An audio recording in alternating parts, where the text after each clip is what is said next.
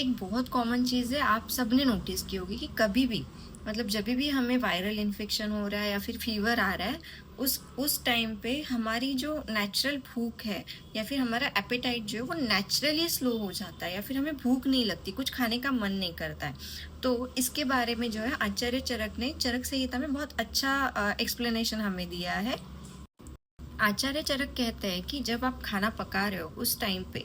आपने चावल रखे, आपके पास ईंधन है, सारी चीज़ें, पर अग्नि जो है वो अगर एक डायरेक्शन में नहीं चल रही है या फिर कहीं से बहुत ज़ोर से हवा आती है और अग्नि का डायरेक्शन चेंज हो जाता है, तो हमें चावल पकाने में भी बहुत कठिनाई हो सकती है, या फिर वो चावल जो वो सही से नहीं पकेगा। तो सेम वे में हमारी बॉडी का उन्होंने बताया है कि हमारे शरीर में जो स्थित दोष है, जैसे त्रिदोष बताए गए, वात पित्त कफ, तो ये जब प्रकोपित हो जाते हैं, जो हमारे आमाशय में जो अग्नि रहती है जिसे हम डाइजेस्टिव फायर बोलते हैं, अगर हमारे शरीर में स्थित दोष प्रकोपित होने के कारण उसका डायरेक्शन चेंज कर देते हैं, तो जब हम इवन लघु गुणात्मक आहार भी लेते हैं या फिर बहुत लाइट वेट खाना भी खाते हैं उस केसेस में, तो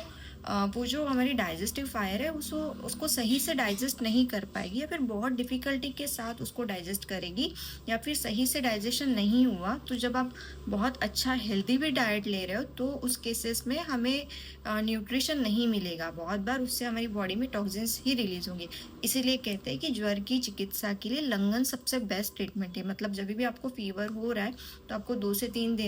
दिन देना है अपनी बॉडी को सेल्फ रिकवरी के लिए। उस दौरान आपको बहुत लाइट वेट खाना खाना है, प्रॉपर रेस्ट करना है। जब फीवर का स्पाइक कम हो जाता है, भूख नेचुरली धीरे धीरे करके अपने आप इंक्रीज हो जाती है। हाइड्रेशन बहुत अच्छा रखा है, पर हाँ, फास्टिंग के लिए भी कुछ एक्सेप्शनल केसेस उन्होंने मेंशन किए हैं, और ऐसी इंफॉर्मेशन के लिए फॉलो ज़रूर करें।